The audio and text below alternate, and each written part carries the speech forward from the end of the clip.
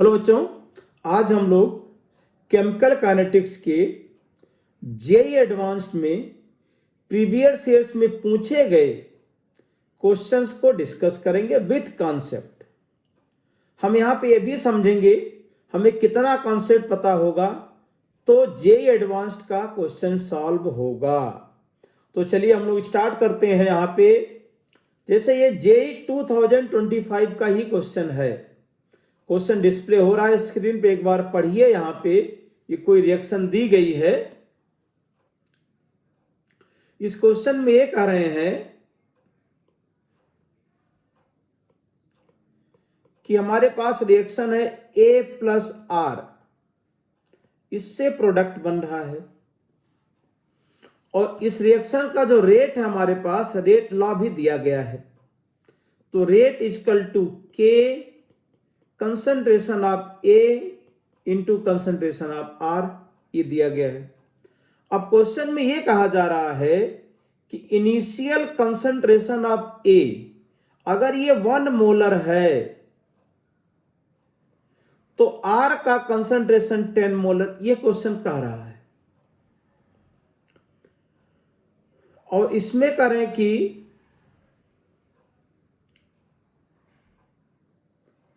the reaction can be considered to be pseudo first order with assumption that Kr equal to K dash, मतलब R excess में है तो उसको constant मान सकते हैं।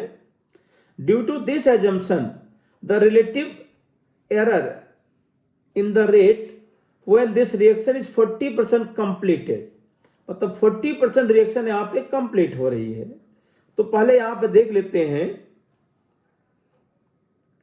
परसेंटेज टी इक्वल टू हमने मान लिया टाइम टी है। अब अगर 40% ए रिएक्ट कर जा रहा है तो ए का इनिशियल कंसंट्रेशन हमने 1 मोलर मान लिया, तो 1 माइनस 0.4 और ये 10 माइनस 0.4, ये बचेगा 0.6 मोलर और ये बचेगा 9.6 मोलर। तो इसमें कह रहे हैं कि जब 40% ए रिएक्ट कर जाएगा तो ए का कंसंट्रेशन 0.6 मोलर बचेगा और आर का कंसंट्रेशन 9.6 मोलर। अब रेट लॉ हमें दिया गया है, तो रेट लॉ यहां पे rate equal to K concentration of A into concentration of R. अब हम यहां पे इसको मानते हैं 0.6 और ये कितना 9.6, ये रेट आ गया इनिशियल।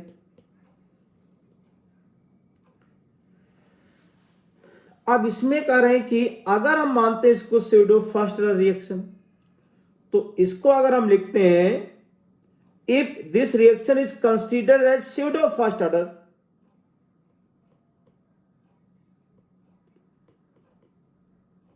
स्यूडो फर्स्ट ऑर्डर, तो R इक्वल टू K और concentration of R into concentration of A। तो यहां पे जब हम इसको स्यूडो इसको कांस्टेंट मान रहे हैं तो R को 10 ही रखेंगे, तो न्यू रेट जब आएगा K इंटू 10 और ये कितना 0.6, इक्वेशन नंबर 2 आ गया इसमें। तो जब इसको स्यूडो फर्स्ट ऑर्डर मानेंगे तब ये मानेंगे कि कंसंट्रेशन ऑफ R चेंज नहीं हुआ, यही ये कहना चाह रहे हैं भाई इसमें। अब जब इसको स्यूडो फर्स्ट ऑर्डर मान लिया गया तो अब देखो चेंज इन रेट की बात, इसमें जो डेल्टा आर आया R2 minus R1, 10 K into 0.6 minus 9.6 K into 0.6। अब यहां पे हम 0.6 K कॉमन लेंगे तो 10 माइनस 9.6, तो 0.6 इंटू 0.4 K, ये आपका चेंज आ गया। अब परसेंटेज एरर, इतना एरर आया रेट में, तो परसेंटेज एरर की अगर बात करेंगे डेल्टा आर अपॉन R1 जो होना चाहिए, तो 0.6 into 0.4 K divided by 0.6 into 9.6 into K into 100, तो ये आ जाएगा 0.4, मतलब आप इसमें लिख सकते हैं 4/96 तो ये 100 डिवाइड बाई 24, तो ये अप्रोक्सीमेट 4.16 के आसपास आ जाएगा। तो क्वेश्चन नंबर ये जो वहां पे है, इसका आंसर क्या लिख दें यहां पे? आंसर आ जाएगा 4.16 या 4.17, ऐसा यहां पे लिख देंगे। नेक्स्ट क्वेश्चन देखते हैं। Consider the reaction 2H2 plus 2NO gives N2 plus 2H2O. Which follows the mechanism given below? तो ऑर्डर ऑफ द रिएक्शन हमें फाइंड करना है। यहां पे आप लिख देंगे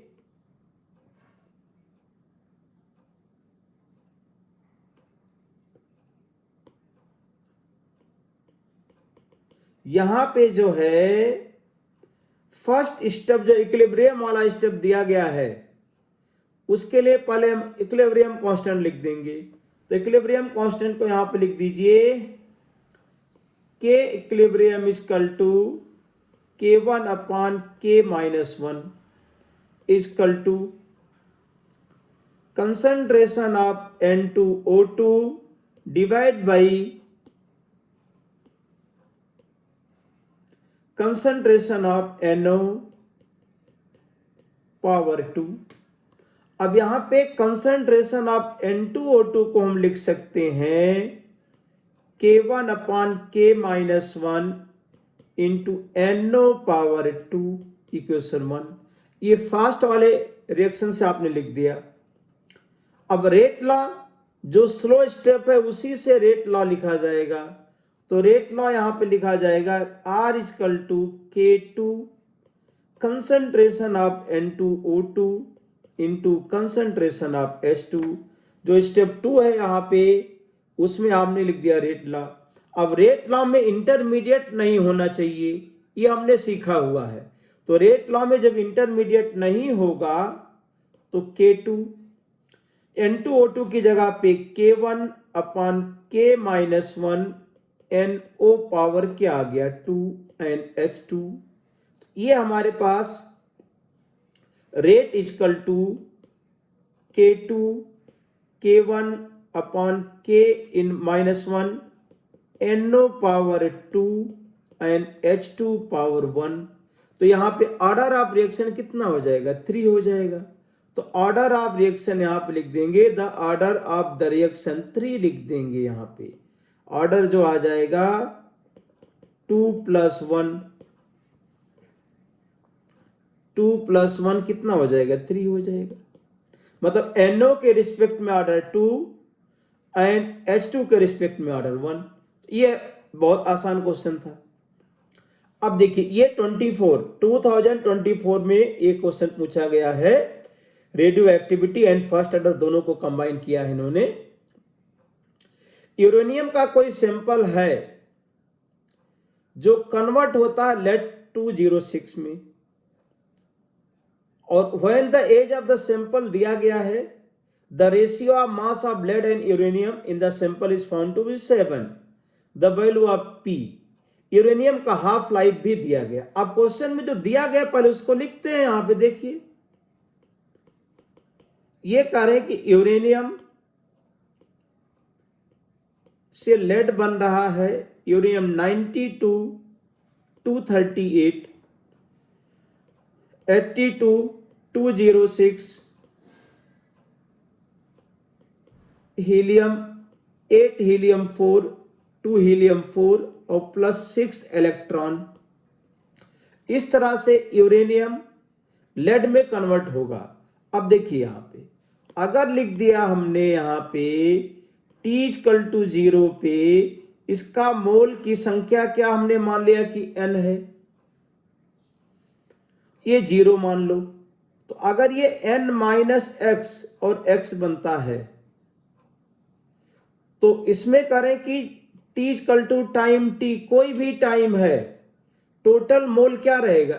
N ही रहेगा। इसमें इनिशियल मोल मतलब जितना मोल यूरेनियम है उतना मोल क्या होगा? लेड बनेगा।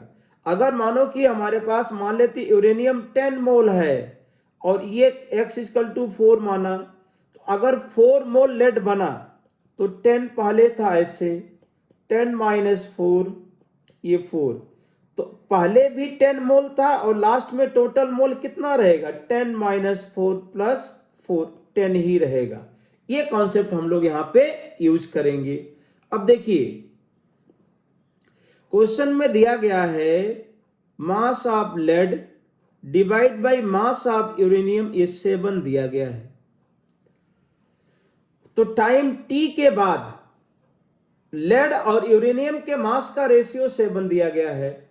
अब आप क्या करो, इसमें मोल का रेशियो निकालो और डिवाइड बाय यूरेनियम, तो ये होता है mass of lead divide by 206 divided by mass of uranium divide by 238, तो ये आ जाएगा 238 upon 206 into mass of lead और divide by mass of uranium, तो 238 अपॉन 206 इंटू ये 7 दिया गया है।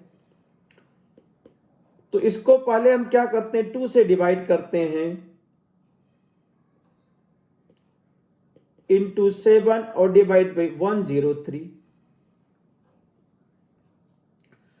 अब यहां पे हम mole of lead divide by mole of uranium 7 से मल्टीप्लाई करो, 7 9 63, 7 1 9 7 6 13, 7 1 9 7 1 8 डिवाइड बाई 103।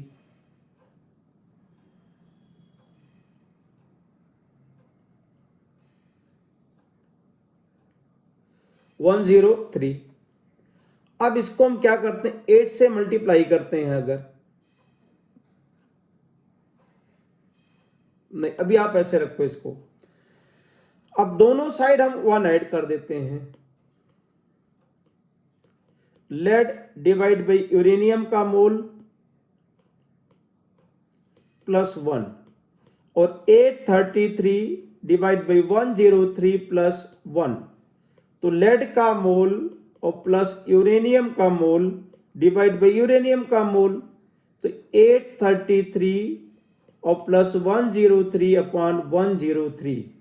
अब लेड का मोल और प्लस यूरेनियम का मोल, ये इनिशियल मोल ऑफ यूरेनियम के बराबर हो जाएगा। तो हम इसको लिख सकते हैं इनिशियल मोल ऑफ यूरेनियम, और ये हो गया एनयू होता है मोल ऑफ यूरेनियम, तो ये आ गया हमारे पास ये इनिशियल मोल, आप ऐसा लिख सकते हैं एन नॉट यूरेनियम और डिवाइड बाई ये एन यूरेनियम दिया गया है, ये कितना आ जाएगा 936 डिवाइड बाई 103। तो इसको अप्रोक्सीमेटली हम लोग 9 लिख सकते हैं, कैलकुलेशन इजी हो जाएगा। अब देखते हैं,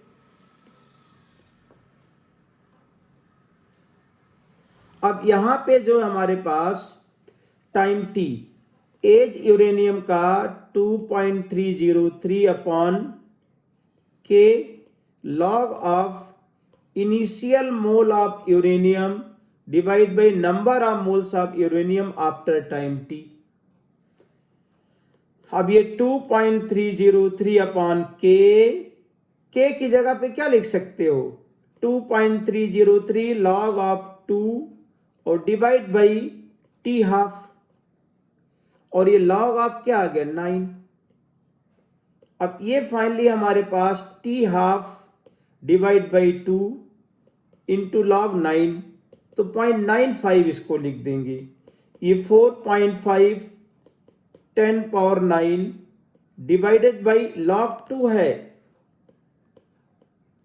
लॉग 2 को 0.3 लिख देते हैं इंटू 0.95, तो ये 15 into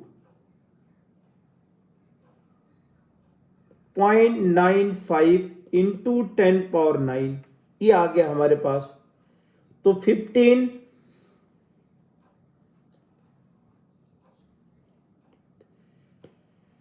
T equal to 15 into 0.95 into 10 power 9,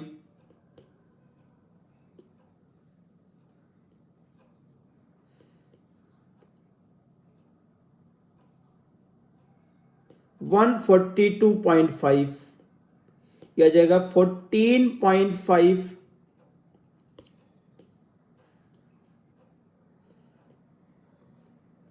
142, तो ये आ गया 142.5 इंटू 10 पावर क्या आ गया 9। अब देखते हैं इसमें, नहीं ये आया यहाँ पे 14.25 इंटू 10 पावर 9 या 142.5 10 पावर 8, तो अप्रोक्सीमेटली को 143 इंटू 10 पावर 8 लिख देंगे। अब हमें बताना था P इंटू 10 पावर 8 ईयर्स, तो P का मान 143 आ जाएगा। इस तरीके से इसको सॉल्व करना था। अरे भाई आ गया। अब देखिए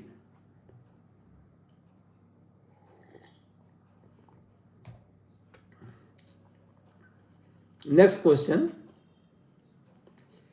ये भी अच्छा क्वेश्चन है, 2023 का क्वेश्चन है। देखते हैं, ये जो ग्राफ दिया गया है इससे पहले कुछ पढ़ते हैं। तो हम सभी लोगों को अच्छी तरह से पता है आर्हीनियस इक्वेशन जो है अपने पास, log of k equal to minus A divide by 2.303 RT और प्लस log ऑफ a, ये आर्हीनियस इक्वेशन दिया जाता है हमारे पास। अब ये अगर फॉरवर्ड रिएक्शन के लिए हमें दिया गया है, तो ये हमारे पास pre exponential factor for forward reaction this forward and backward reaction आपको दिया गया है इसमें, और ये केएफ दिया है, फॉरवर्ड रिएक्शन के लिए ग्राफ दिया गया है। अब यहां पे हम लोग लिख सकते हैं, हमारे पास इक्वेशन है, तो यहां पे log of KF forward direction के लिए minus EA 2.303 RT plus log of AF Arrhenius constant of forward direction. अब ये ग्राफ हमें दिया गया है 1/t, तो यहां पे 1/t की वैल्यू कितना 0.002 है, और ये हमने यहां पे लिख दिया 1.0, और स्लोप आपको दिया है माइनस -2.303 R। अब यहां पे स्लोप कितना आ जाएगा, इस लाइन का अगर हम स्लोप देखें, देखिए ये वैल्यू जो है अगर यहां पे कट करेगा ये ग्राफ, तो ये ग्राफ यहां पे देखो फॉरवर्ड डायरेक्शन के 10 पावर 15 लिखा गया है, तो यहां पे हमारे पास आ जाएगा 10 पावर 15 मैक्सिमम वैल्यू, ये 15 होगा। जैसे हम यहां पे लिखते हैं कि केएफ का मैक्सिमम वैल्यू क्या होगा, एएफ के बराबर हो जाएगा इसमें, अगर हम टाइम को इनफाइनाइट लिख दें यहां पे, तो ये जो हमारे पास इक्वेशन होता है KF equal to AF e power minus A by R T होता है। अगर हम टी को इनफाइनाइट लिख दें तो केएफ इक्वल टू एएफ आएगा, और log of KF equal to log of AF, तो ये कितना आ जाएगा 15। तो यहां से ये 15 पे कट कर रहा है, तो जो स्लोप आएगा यहां पे, स्लोप को हम क्या लिख सकते हैं 15 माइनस 6 डिवाइड बाई 0.002, तो जो स्लोप यहां पे आ गया, स्लोप इक्वल टू माइनस ये 2.303 R equal to 6 divide by 0.002, 6 into 1000 divide by 2, तो ये क्या आ जाएगा 3000।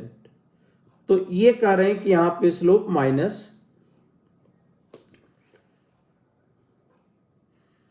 तो EA equal to 3000 into 2.303 R, ये इक्वेशन 1 लिख दिया। तो ये मतलब ये फॉरवर्ड डायरेक्शन का रेट कांस्टेंट आ गया, activation energy, activation energy of forward direction at 500 kelvin. 1/t यहां पे दिया गया है 1/t इक्वल टू 0.002, तो t कितना लिख देंगे, t लिखेंगे यहां पे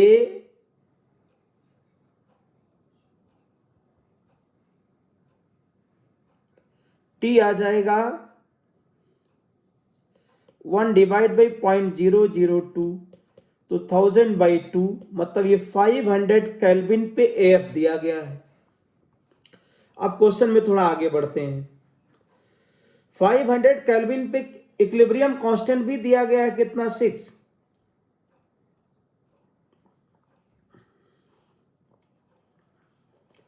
If the value of log K for the reaction at 500 Kelvin is 6, the value of Kb at 250 Kelvin हमें पता करना है।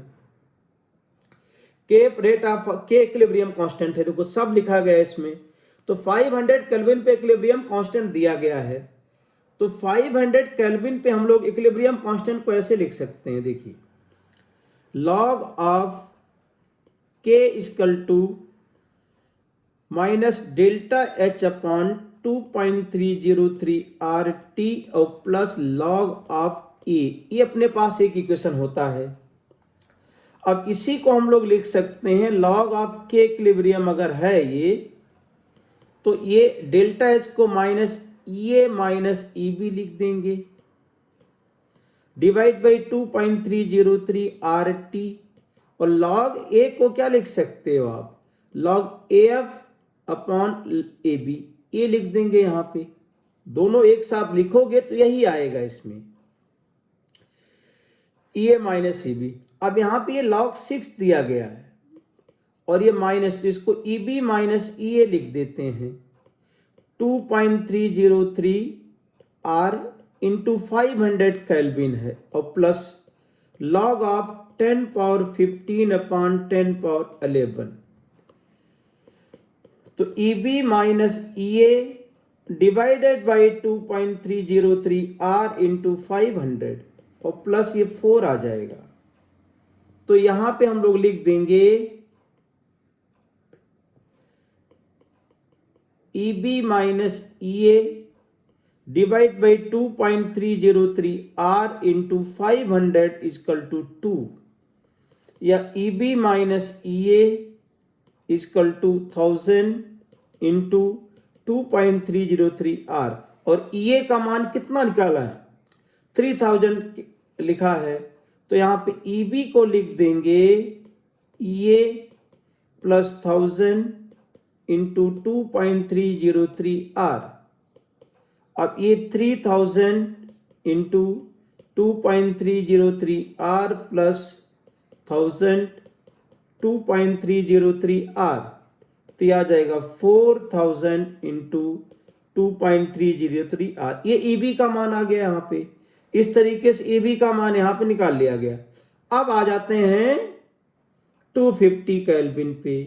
अब देखिए लॉग ऑफ, अगर हम लिखें KB equal to minus EB divided by 2.303 RT और प्लस लॉग ऑफ AB, ऐसा लिखा जा सकता है यहाँ पे।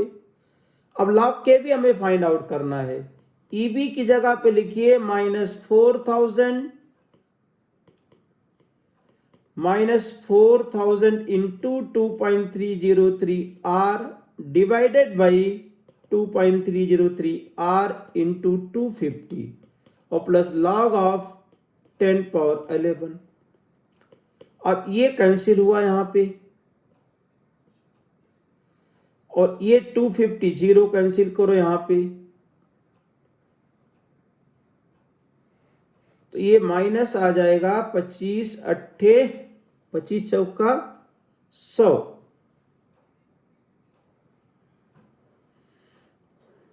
तो ये आ जाएगा हमारे पास 16 और प्लस 11, तो ये -5 आ गया। तो mod of log KB equal to कितना लिख देंगे? 5।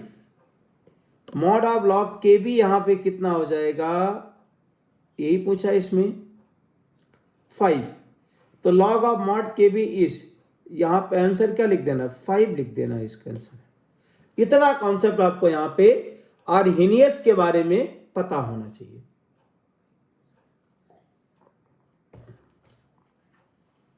एक्टिवेशन एनर्जी को लेकर के। अब आगे चलते हैं,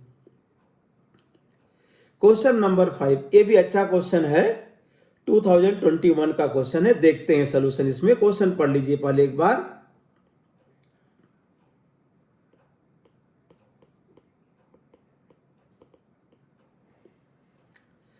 2x plus y gives p और dp अपॉन dt kx दिया गया है।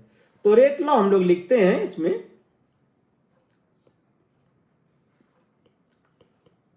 -1/2 dx upon dt equal to -dy upon dt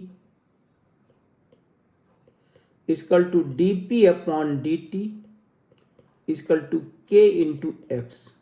ये दिया गया है रेट लॉ। तो रेट कांस्टेंट यहां पे k दिया गया है, हमने इस तरह से रेट लॉ लिख दिया, डिफरेंशियल रेट इक्वेशन लिख दिया। तो यहां पे माइनस dx अपॉन dt को हम लोग लिख सकते हैं 2k इंटू एक्स। अब हमें यहां पे यह ध्यान देना है, रिएक्शन का रेट कांस्टेंट k है, लेकिन अगर x के रिस्पेक्ट में रिएक्शन फर्स्ट ऑर्डर है तो फर्स्ट ऑर्डर का रेट कांस्टेंट 2k है।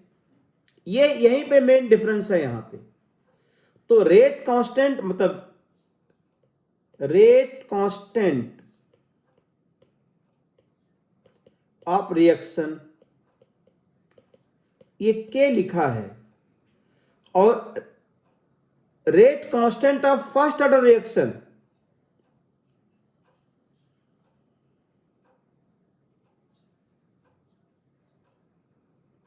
अब x के रिस्पेक्ट में ऑर्डर 1 है, तो इसमें करें rate constant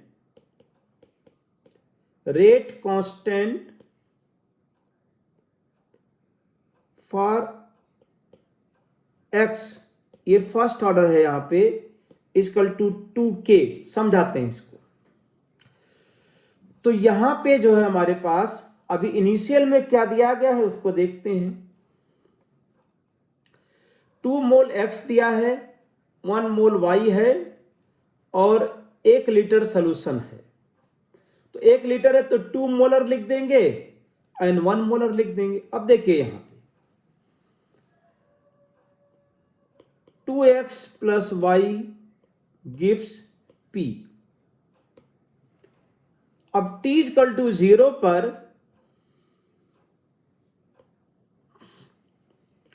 t equal to 0 पे ये 2 मोलर है, ये 1 मोलर है, इसको 0। t इक्वल टू 50 सेकेंड पे 2 minus x 1 minus x and x मोल बना, 2 माइनस 2x लिखेंगे यहां पे। x के 2 मोल से y का 1 ही मोल रिएक्ट करता है।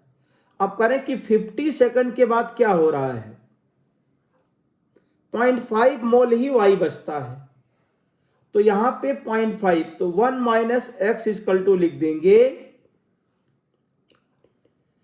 0.5। x इक्वल टू कितना आ गया 0.5। तो 50 सेकंड के बाद 2 माइनस 2 इंटू 0.5, 1 माइनस 0.5 और ये 0.5। तो 2 माइनस 1, ये 0.5 बचा, ये 0.5 बना, 1 0.5 एंड 0.5। मतलब ये कह रहे हैं यहां पे 50 सेकंड के बाद x का कंसंट्रेशन आधा हो गया। मतलब हाफ लाइफ कितना, x का हाफ लाइफ कितना आ गया 50 सेकंड आ गया। अगर हाफ लाइफ आ गया तो k का वैल्यू निकाल सकते हैं यहां पे। तो x का जो हाफ लाइफ यहां पे आया, half life of x equal to 50 second. तो रेट कांस्टेंट यहां पे इसका निकालेंगे, rate constant of first order reaction, क्योंकि x के रिस्पेक्ट में ऑर्डर कितना 1 है, फर्स्ट ऑर्डर रिएक्शन। तो यहां पे हमने k डैश लिखा 2.303 upon t half log of 2। तो 2.303 और t हाफ की वैल्यू कितना दिया है 50 इंटू 0.3, लॉग 2 का मान 0.3 आ गया यहां पे। तो 2.303 इंटू 0.3 को क्या लिखेंगे 0.693 अपॉन 50, 2 से मल्टीप्लाई कर दो यहाँ पे, तो 2 3 6 2 9 18 2 6 12 13, तो 1.386 10 पावर माइनस 2 या 13.86 इंटू 10 पावर माइनस 3, ये पर सेकंड आ गया। ये क्या आ गया, rate constant of first order reaction आ गया यहाँ पे। तो rate constant of first order reaction 13.86 10 power minus 3, तो ये 2K का वैल्यू है। और रेट कांस्टेंट ऑफ रिएक्शन कितना K है, तो rate constant of reaction K है और ये rate constant of first order reaction है, यही डिफरेंस है भाई। अब आप देखो तो यहां पे 2K is equal to 13.86 10 power minus 3, तो K equal to 6.93 10 power minus 3 per second. ये क्या हो गया, रेट कांस्टेंट ऑफ रिएक्शन आ गया यहां पे, रेट कांस्टेंट ऑफ रिएक्शन। ये मेन पॉइंट था। अब क्वेश्चन में क्या पूछ रहे हैं देख लेते हैं अभी। द रेट कांस्टेंट के ऑफ द रिएक्शन इज, नहीं रेट कांस्टेंट रिएक्शन का इतना नहीं होगा, के की वैल्यू कितना 6.93 10 पावर माइनस 3 है, नहीं match. Half life of x50 बिल्कुल सही है। अब third, at 50 second minus dx upon dt, ये निकाल लेते हैं, देखते हैं। तो -1/2 dx upon dt equal to k into x, ये रिलेशन आपके पास लिखा ही है। तो minus dx upon dt equal to 2k into x, इसी को हम लोग k डैश भी लिख सकते हैं, k डैश इंटू एक्स। अब k डैश है 13.86 10 पावर माइनस 3 इंटू कितना है, ये 1 मोलर बचा, तो 13.86 10 पावर माइनस 3, ये मोल पर लीटर पर सेकेंड। अब ये देखो आप यहां पे सही है, तो इसका मतलब सी वाला पार्ट भी सही है। अब 100 सेकंड पे y का रेट ऑफ डिक्रीज कितना आ रहा, तो देखिए 50 सेकंड का ये केस है, तो t इक्वल टू अगर 100 आ गया यहां पे, तो हाफ लाइफ कितना है 50 है, तो ये 1 से कितना हो जाएगा 0.5, ये 0.5 से कितना हो जाएगा 0.25 कम, ये 0.5 प्लस 0.25, तो ये 0.25 बच जाएगा, और ये कितना बचा 0.5। तो 100 सेकंड के बाद x की वैल्यू कितना बचा 0.5, और अपने पास रिलेशन है यहां पे देखिए, minus dy/dt equal to kx, ये फार्मूला लगा देंगे यहां पे। तो at 100 second minus dy/dt equal to k into x. अब k का मान है 6.93 10 पावर माइनस 3 इंटू 0.5, मतलब 13.6 नहीं यूज करेंगे, 13.6 यूज करोगे तो गलत हो जाएगा। अब इसमें मल्टीप्लाई कर दीजिए, 2 3 6 2 चौक 8 2 छक 12 2 पच्चे 10 10 पावर माइनस 3 मोल पर लीटर पर सेकंड। इतना कॉन्सेप्ट आपको यहां लगाना था भाई, तो इसका थर्ड भी सही हो जाएगा, बी सी डी तीनों सही हो गए इसमें। तो जेई एडवांस का जब क्वेश्चन आप सॉल्व करें, तो इतना पूरा कॉन्सेप्ट जब आपको पता होगा तभी क्वेश्चन सॉल्व होगा। चलिए आगे बढ़ते हैं भाई। Question number 6, which of the following plots correct for the given reaction. First order SN1 reaction दिया गया है, ये P से Q बन रहा है। फर्स्ट ऑर्डर SN1 रिएक्शन है तो रेट लॉ में केवल कंसंट्रेशन P यूज होगा, सोडियम हाइड्रोक्साइड पे डिपेंड नहीं करेगा। तो अब देखिए जैसे हमने यहां पे लिख दिया, ये रिलेटिवली इजी है क्वेश्चन। तो अगर ये करें कि P से Q, तो इसका रेट लॉ केवल आपको ऐसे लिखना है, concentration of P, sodium hydroxide पे डिपेंड नहीं करेगा। अब देखिए यहां पे हमारे पास इक्वेशन है, फर्स्ट ऑर्डर रिएक्शन के लिए हम लोग पढ़े हैं AT equal to A0 e power minus KT। अब यहां पे हम लिखेंगे P का concentration, initial concentration P0 e power minus KT, ऐसा भी लिख सकते हैं। तो ये कंसंट्रेशन ऑफ P हो गया एट टाइम T।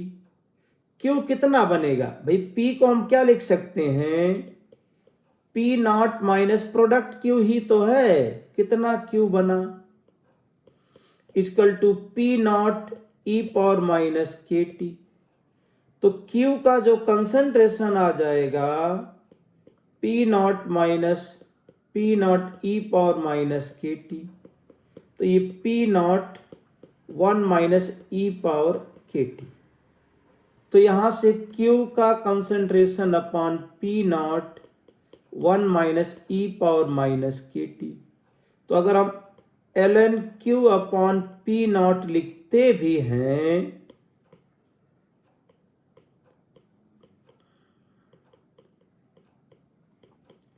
तो ln 1 minus e power minus KT,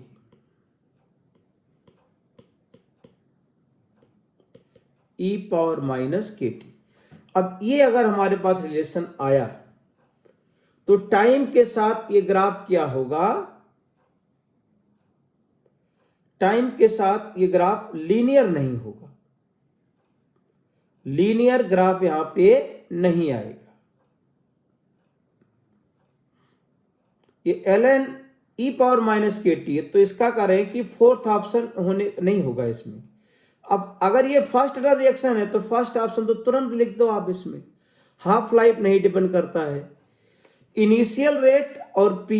अब भाई ये फर्स्ट ऑर्डर की रिएक्शन है तो K into concentration of P, initial concentration बढ़ेगा तो रेट बढ़ेगा, तो B नहीं हो सकता है इसमें। और C देखिए Q अपॉन P0, अगर हम Q अपॉन P0 की बात करें, ओके, Q अपॉन P0 और ln Q अपॉन P0 दोनों ग्राफ यहां पे दिए गए, तो Q upon P 1 minus e power KT है। अब ये इनिशियल कंसंट्रेशन पे थोड़ी ना डिपेंड कर रहा है इसमें, तो does not depends upon initial concentration, मतलब Q अपॉन P इसकी बात कर रहे हैं, ये does not depends upon initial concentration. तो इसीलिए ये ग्राफ क्या होगा, थर्ड वाला भी इनकरेक्ट हो गया और फोर्थ वाला भी क्या है, इनकरेक्ट हो गया इसमें, ln P अपॉन P0। ये ग्राफ लीनियर नहीं आएगा, कैसे आएगा बताते हैं इसको ग्राफ। तो थर्ड वाला तो इनकरेक्ट हो गया, फोर्थ वाला देखो आप, इसमें फोर्थ को हम लोग ऐसे भी लिख सकते हैं,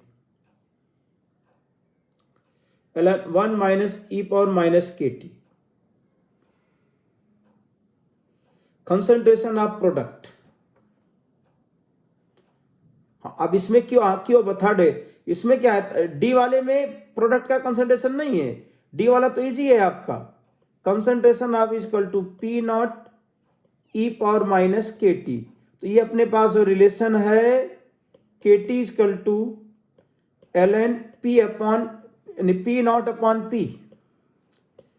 P0 अपॉन P वाला रिलेशन है, या फिर लिख दें यहाँ पे ln P अपॉन P0, तो क्या आ जाएगा माइनस KT।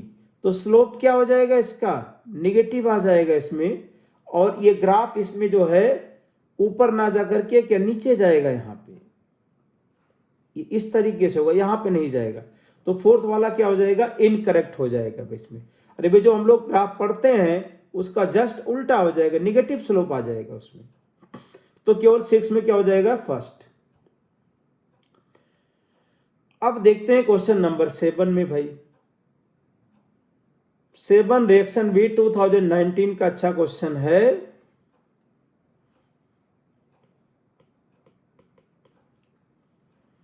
डिकम्पोजिशन रिएक्शन आपको दिया है N2O5 का, 2N2O4O2 is started in a closed cylinder. Initial pressure N2O5 का 1 atm दिया है. After y into 10 power 3 second, the pressure inside the cylinder is found to be 1.45. If the rate constant of the reaction दिया गया है, rate constant of the reaction is in ideal gas behavior, the value of I is. Okay. तो सबसे पहले क्या करते हैं, reaction लिखते हैं. 2N2O5 gives N2O4 और प्लस O2. अब T इक्वल टू 0 पे ये 1 atm दिया गया है, ये 0 0, और T equal to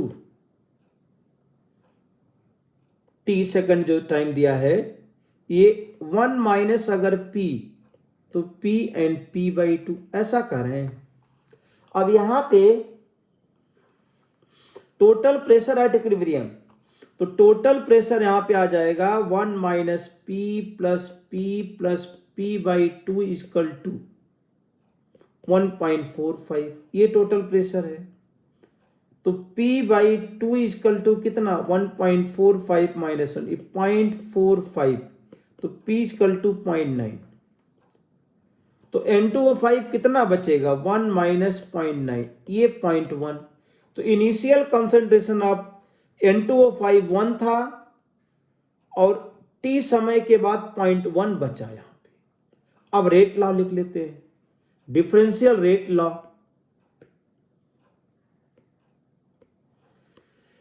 differential rate law minus 1/2 dN2O5 upon dt minus 1/2 dN2O5 upon dt equal to 1/2 dN2O4 upon dt equal to 1/1 dO2 upon dt equal to K into N2O5. तो reaction का rate constant कितना हो गया, K. अब यहां पे K दिया गया है, रिएक्शन का रेट कांस्टेंट K दिया गया है 5 इंटू 10⁻⁻⁴ पर सेकेंड. लेकिन N2O5 के रिस्पेक्ट में रिएक्शन क्या है, फर्स्ट ऑर्डर की है. तो अब N2O5 के फर्स्ट ऑर्डर का रेट कांस्टेंट, तो N2O5 के फर्स्ट ऑर्डर का रेट कांस्टेंट अगर हमें लिखना है तो लिखेंगे माइनस dN2O5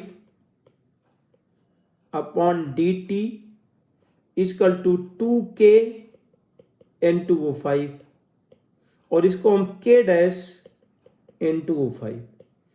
तो N2O5 के फर्स्ट ऑर्डर का फर्स्ट ऑर्डर डिकम्पोजिशन का rate constant K dash equal to 2 into K, 5 into 10⁻⁻⁴, तो कितना आ जाएगा, 10⁻³ सेकेंड इनवर्स, ये आ जाएगा यहां पे.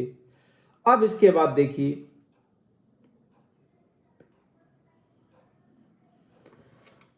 अब इसके बाद हम लगाते हैं यहां पे टाइम t समय के बाद 2.303 upon K dash log of ये initial pressure P0 upon P.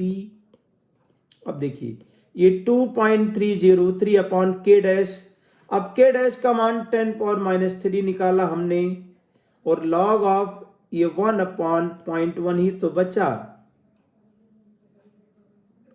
K dash, तो 2.303 इंटू 10⁻³ ये आ जाएगा इसमें. अब देखो पूछा क्या है, 10⁻³, तो वैल्यू ऑफ y की वैल्यू 2.3 आ जाएगा भाई, y की वैल्यू 2.3. तो टाइम दिया है y into y into 10⁻³ second, तो y इजकल टू 2.3। इस तरीके से इसको करना था। अब आ जाइए क्वेश्चन नंबर 8 में। देखिए 8 को कैसे सॉल्व करें। अब 8 में देखो, एक्सपेरिमेंट आपको दिया है a प्लस बी प्लस सी से प्रोडक्ट बन रहा है। इनिशियल रेट दिया है, ए बी सी का कंसंट्रेशन दिया गया है और इनिशियल रेट। तो ग्राफ को ही पता करके अगर हमने रेट लॉ माना यहां पे कि rate law equal to K concentration of A, concentration of B and concentration of C, ये power of X Y and Z, ऐसा मान लिया यहां पे। अब देखो एक पैटर्न यहां पे दिखाई दे रहा है। एक्सपेरिमेंट नंबर 1 एंड 2 को ध्यान से देखो। तो एक्सपेरिमेंट नंबर 1 में ए का कंसंट्रेशन नहीं चेंज कर रहे हैं, सी का नहीं चेंज कर रहे हैं और बी का चेंज कर रहे हैं, लेकिन रेट नहीं चेंज हो रहा है। बी का कंसंट्रेशन चेंज हो रहा, रेट नहीं चेंज हो रहा, मतलब बी पावर क्या लिख देंगे 0, तो वाई 0। तो आर इजकल टू अपने पास के ए पावर एक्स और सी पावर जेड, ये आ गया। अब एक्स एंड जेड का मान निकालना है। तो अब यहां पे हम देखते हैं एक्सपेरिमेंट नंबर 2 एंड 3 को देखो आप। 2 एंड 3 में ए को कांस्टेंट रख रहे हैं और सी को डबल, बी से तो कोई फर्क नहीं पड़ेगा। तो 2 एंड 3 में हमने सी को डबल कर दिया और रेट क्या हो गया डबल, तो जेड की वैल्यू 1 आ जाएगा। इसको डायरेक्ट कर सकते हैं भाई आप। 2 एंड 3 की अगर बात करें यहां पे, तो 2 में रेट आपको दिया गया है 6 इंटू 10⁻⁵, मतलब R2/R3। ये आपका 6 into 10⁻⁵, 12 into 10⁻⁵ equal to 0.2 power x और 0.1 power z divide by 0.2 power x, 0.2 power x into 0.2 power z. अब यहां पे कटाइए 1/2 पावर 1 और यहां बचेगा 1/2 पावर जेड, तो जेड की वैल्यू कितना हो गया 1। अब इसी तरीके से एक्सपेरिमेंट नंबर जो है 2 एंड 4 ले लेते हैं। 2 एंड 4 में क्या है, 2 एंड 4 में ए चेंज हो रहा है और सी कांस्टेंट है। 2 एंड 4 अगर लेंगे हम लोग यहां पे, तो R2/R4 6 into 10⁻⁵, 9 into 10⁻⁵ is equal to के 0.2 पावर एक्स और के 0.3 पावर एक्स, सी कांस्टेंट है। तो ये 2/3 equal to 2/3 power x, x की वैल्यू 1। तो फाइनली रेट लॉ आ गया यहां पे। रेट लॉ के equal R equal to K A into सी, ये आ गया। अब यहां से रेट कांस्टेंट की वैल्यू पहले निकालते हैं। किसी भी एक्सपेरिमेंट में वैल्यू पुट कर दीजिए।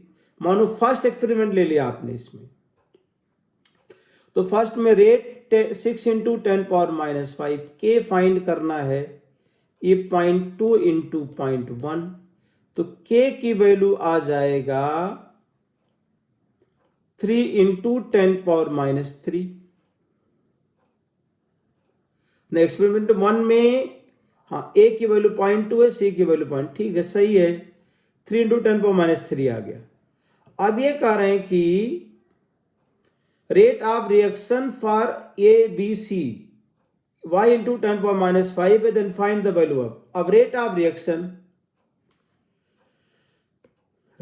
रिएक्शन जब कंसंट्रेशन ए और सी दिया गया है, तो 3 इंटू 10⁻⁻3, ये 0.15 इंटू 0.15, तो 3 इंटू 10⁻⁻3, ये 1.5/10, 1.5/10, तो इसको 3 इंटू 3/2 3/2 इंटू 10⁻⁵।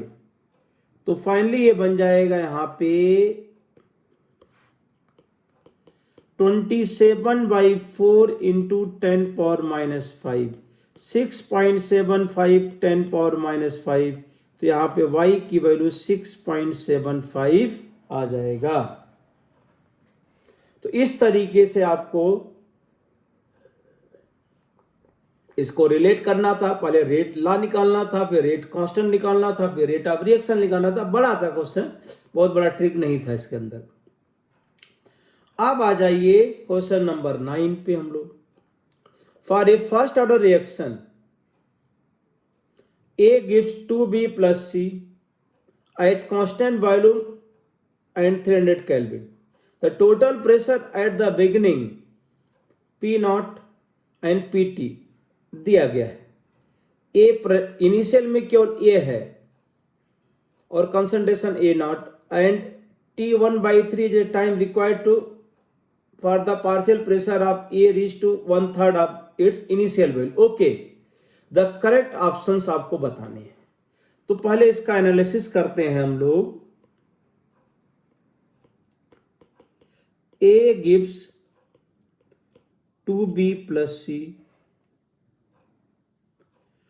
अब इनिशियल प्रेशर हमने यहां केवल P नॉट लिख दिया भाई, 0 T इक्वल टू T, ये P naught minus P, 2P and P, और टोटल प्रेशर एट इक्विलिब्रियम दिया गया है। Total pressure PT equal to P naught minus P plus 2P plus P। तो ये आ जाएगा P naught plus 2P and PT। 1 से 2 बनेगा, ठीक है। P naught plus 2 equal to PT आ गया इसमें। तो यहां पे P इक्वल टू लिख सकते हैं PT minus P naught by 2। अब इसके बाद में P नॉट माइनस P का मान हो जाएगा, P की जगह पे पुट कर दीजिए PT minus P naught by 2, तो 2P नॉट माइनस PT और प्लस P नॉट बाई 2। तो ये आ जाएगा 3P नॉट माइनस PT और बाई 2। तो अगर हम यहां पे निकालें value P naught upon P naught minus P equal to P naught divide by 3P naught minus PT upon 2। तो आ गया 2P naught divided by 3P naught minus PT। ये रिलेशन आ गया। अब यहां पे हम लोग लिख सकते हैं KT equal to 2.303 log of 2P naught divide by 3P naught minus PT। ऐसा रिलेशन लिख सकते हैं। अब ग्राफ क्या दिया गया उसको देखते हैं। अच्छा, नेचुरल लॉग है, 3P नॉट माइनस PT आ गया टाइम के साथ। तो इसको हम लोग ऐसा लिख सकते हैं, natural log 2P naught upon 3P naught minus PT, या ln 2P naught minus ln 3P naught minus PT। तो ln 3P naught minus PT equal to minus KT plus ln 2P naught. ये y equal to mx plus c का graph आ गया। अब इसका graph जो हो जाएगा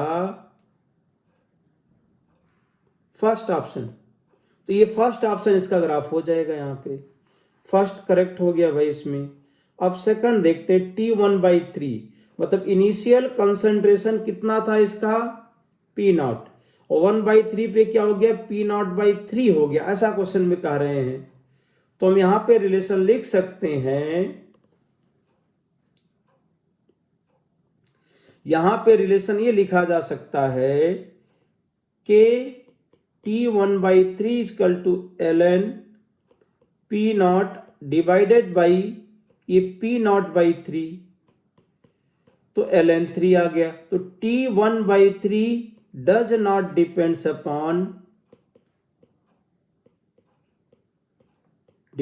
अपॉन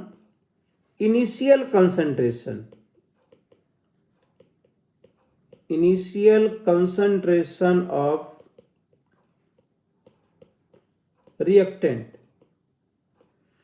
तो जब T1/3 इनिशियल कंसंट्रेशन पे नहीं डिपेंड करेगा तो ये ग्राफ करेक्ट नहीं होगा। तो सेकंड वाला क्या हो जाएगा, इनकरेक्ट हो जाएगा। अच्छा, अगर फर्स्ट वाला करेक्ट है तो सी इनकरेक्ट हो जाएगा। और rate constant does not depends upon initial concentration, तो 9 में केवल क्या आ जाएगा, एक ऑप्शन आ जाए सही। अब इसके बाद देखिए क्वेश्चन नंबर 10 भी बहुत अच्छा क्वेश्चन है।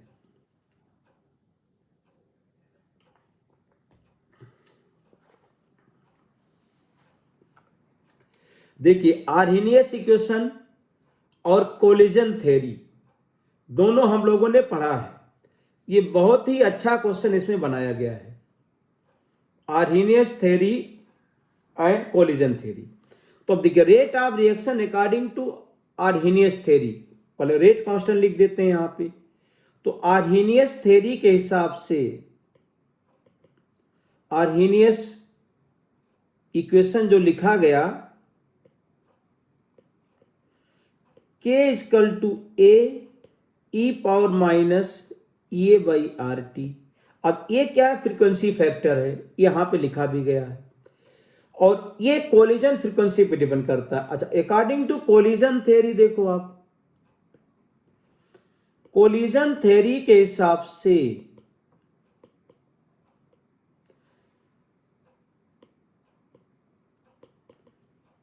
अरे भाई, कोलिजन थ्योरी के हिसाब से रेट ऑफ रिएक्शन को लिखा जाता है रेट = PZAB × e⁻⁻⁸ अब ZAB यहां पे क्या, कोलिजन फ्रीक्वेंसी है, number of collisions per unit time per unit volume, ये दिया गया है। और P क्या है, प्रोबेबिलिटी फैक्टर है। तो जो आर्हेनियस फैक्टर है, फ्रीक्वेंसी फैक्टर जिसको कहते हैं, तो फ्रीक्वेंसी फैक्टर को हम आर्हेनियस से रिलेट करें तो ZAB लिख देंगे। ZAB क्या है, कोलिजन फ्रीक्वेंसी है। अच्छा, अकॉर्डिंग टू आर्हेनियस, तो अकॉर्डिंग टू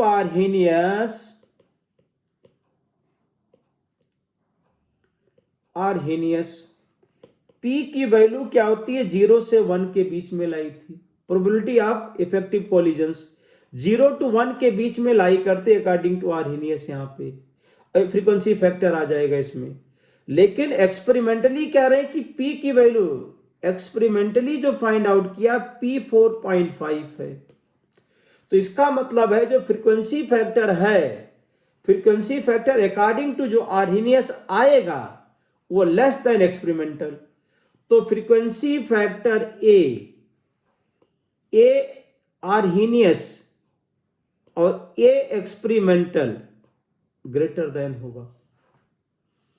तो ये पॉइंट यहां पे समझ लीजिए, आर्हेनियस ने जो प्रिडिक्ट किया है फ्रीक्वेंसी फैक्टर, वो क्या होगा कि एक्सपेरिमेंटल वैल्यू से कम, क्योंकि यहां पे P की वैल्यू 4.5 है, जबकि आर्हेनियस ने क्या प्रिडिक्ट किया है, P की वैल्यू 0 से 1 के बीच में लाई करेगी। तो इसीलिए आप देखते हैं the value of frequency factor predicted by Arrhenius equation is higher than determined experimentally ना, 10 का फर्स्ट नहीं होगा।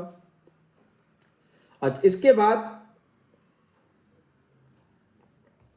the activation energy of reaction is unaffected by the value of steric factor, सही है। स्टेरिक फैक्टर से आर्हेनियस एनर्जी का कोई लेना देना नहीं।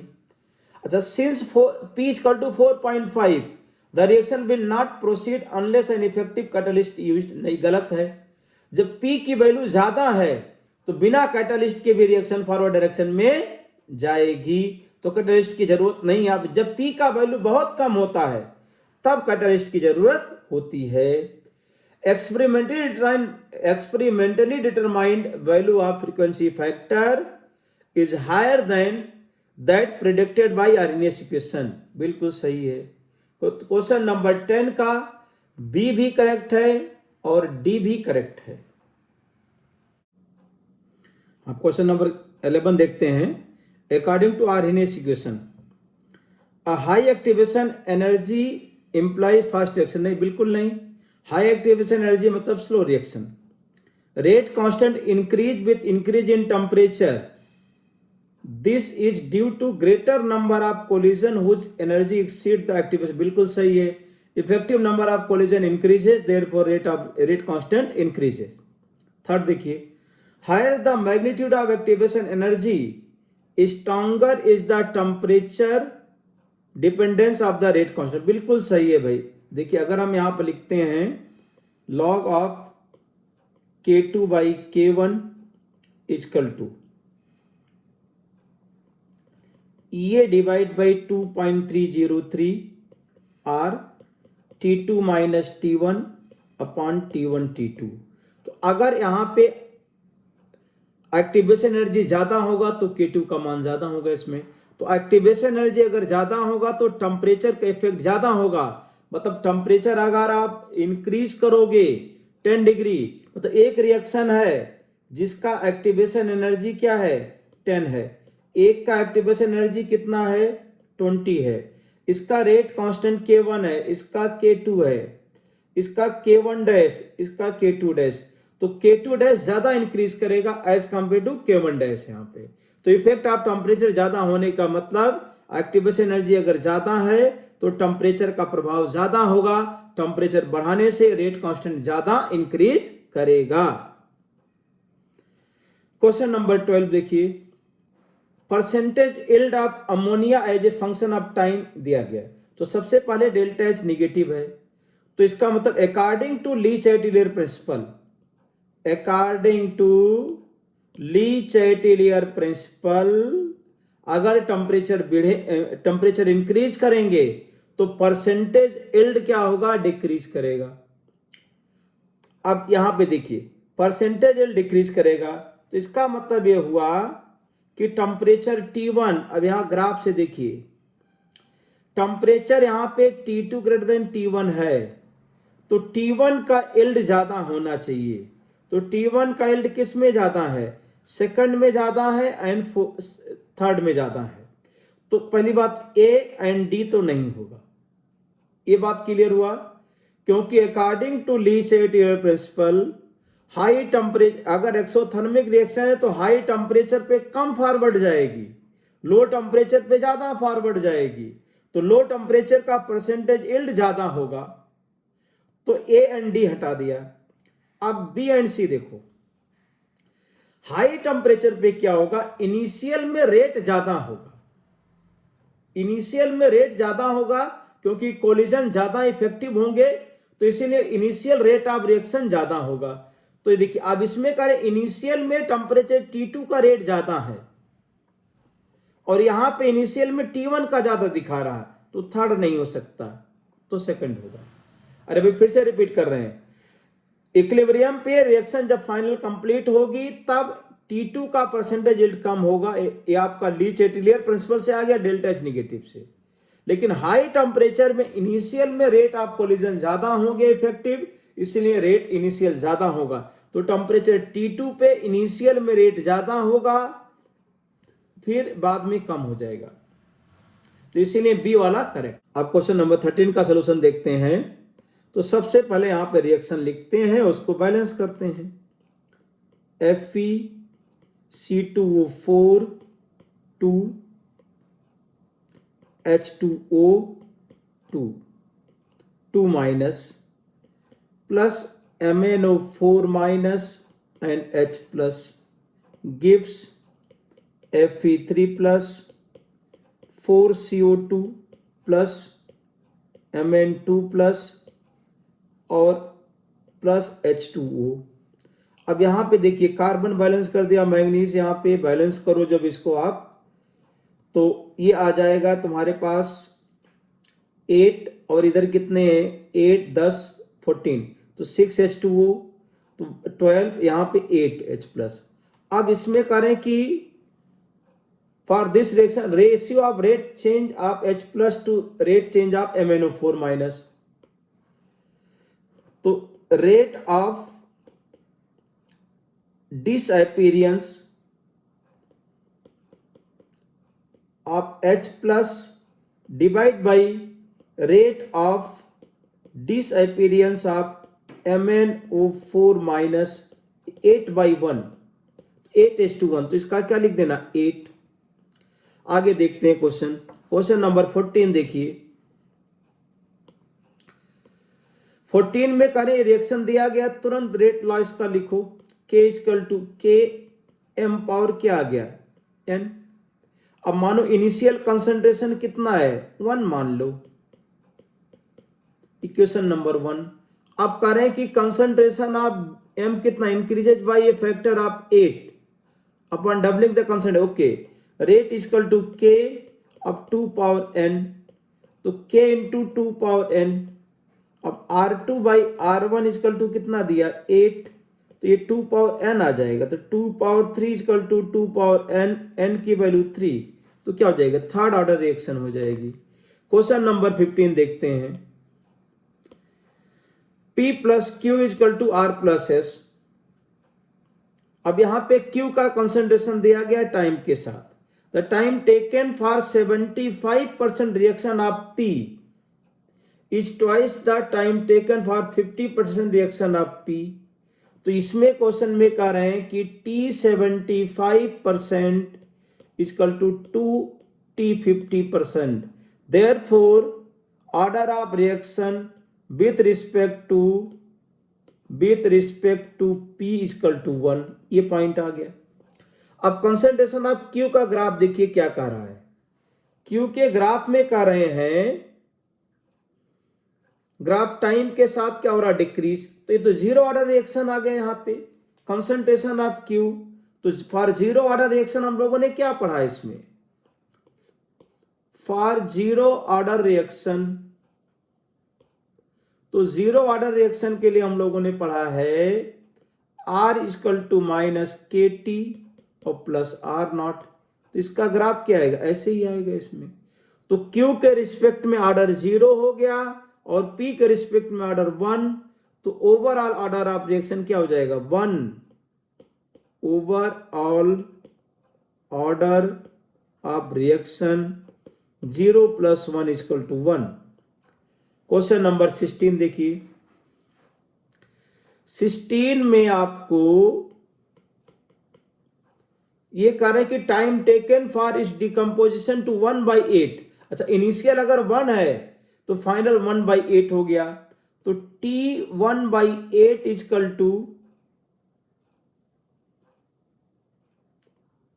ln 1 अपॉन 1/8 अपॉन K, तो ln 8 आ गया by K।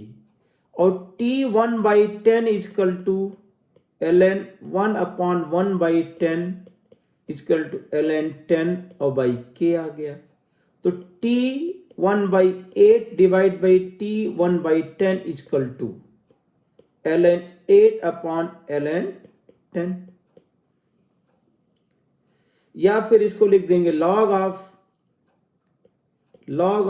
8 upon log of 10, log of 8 upon log of 10।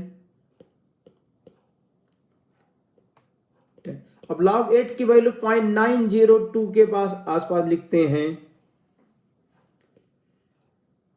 तो या फिर हम फाइनली इसको लिख देंगे यहां पे T 1/8 upon T 1/10 equal to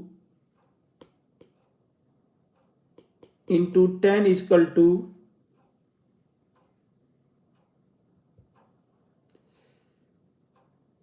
0.9 into 10, तो ये कितना आ गया 9 के आसपास आ गया यहां पे। ये लिख देंगे यहां पे what is the value of this, 0.3 लिया गया है, तो क्या लिख देंगे इसको 9 लिख देंगे। log 2 को अगर 0.3 लिखेंगे तो ये 9 आ जाएगा इसमें। अब क्वेश्चन नंबर 17 का सोल्यूशन देखते हैं। The concentration of reactant decreases exponentially with time. बिल्कुल सही है भाई।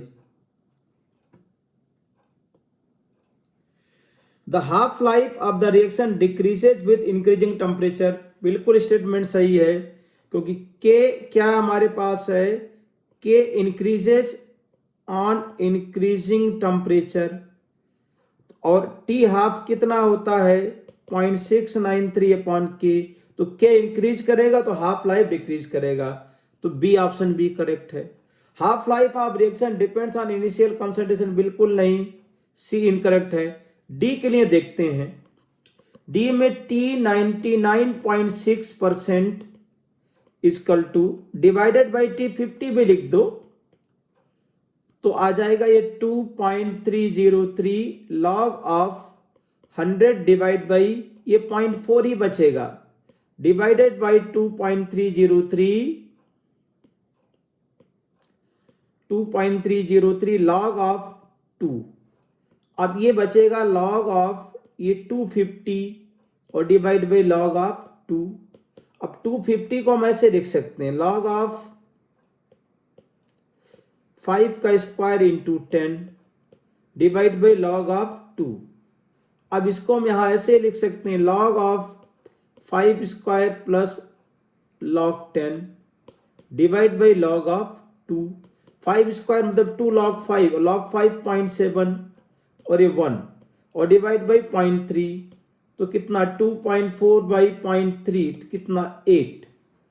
तो इसमें अगर 8 टाइम्स बिल्कुल डी भी क्या हो गया, करेक्ट हो गया। तो इसका ए बी एंड डी तीनों करेक्ट हो गए इसमें।